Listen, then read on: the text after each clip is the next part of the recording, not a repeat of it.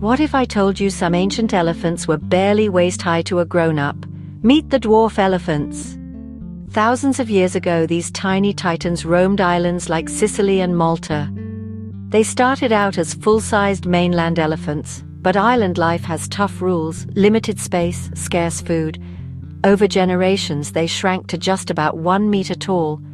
This is called island dwarfism, nature's way of making species fit their new home.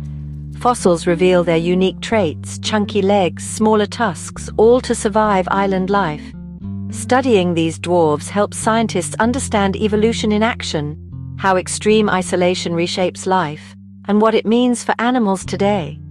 The power of evolution? It's full of surprises.